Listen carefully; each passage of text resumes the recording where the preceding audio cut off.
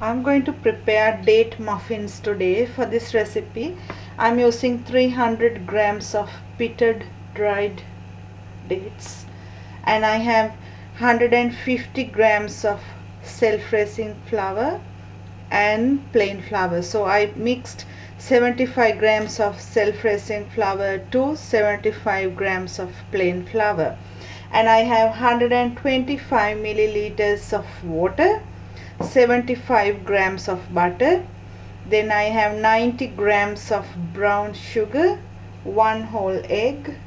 I'm using half a teaspoon of bicarb, and I have mixed spices and cinnamon. I'm going to use half a teaspoon of all, and then I have some vanilla. What I'm going to do is I'm going to add the water into a pot, leave the eggs and the flour separately, then I'm going to add the butter into the water and the dates, then the sugar. This is a really nice recipe that you can try. A little bit of cinnamon, half a teaspoon, or the taste that you like to, even you can add more, and the all spices, bit of that, and the vanilla. Now I am going to boil this,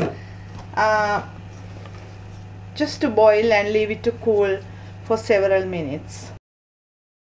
Meanwhile, you can spray the cupcake tray and line the tray with maybe 9 to 12 cupcakes. So line the baking tray while that is on the stove, and make sure when it is boiling add half a teaspoon of bicarb in that too.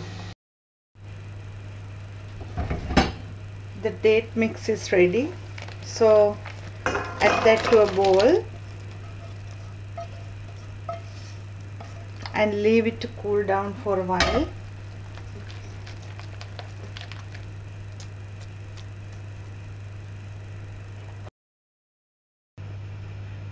Now the date mix is alright, so into that I'm going to add the flour and mix it well. If you don't like the dates whole, you can cut the dates before you do this recipe too. I like the bite-size dates in the muffins, that's why I left it like that. And when you add bicarb it breaks down too. And the egg now, or the egg, and mix it well. Now the muffin mix is ready.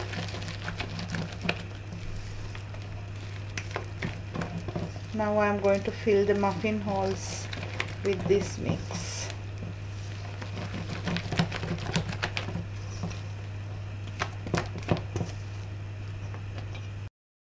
This recipe is exactly enough for 9 muffin holes. So I'm going to bake this 160 about 25 minutes. I finished baking the date muffins, and this is how it really looks like, and it has nice chunky pieces inside and lots of dates actually. And I hope you will enjoy this recipe. Thank you for watching.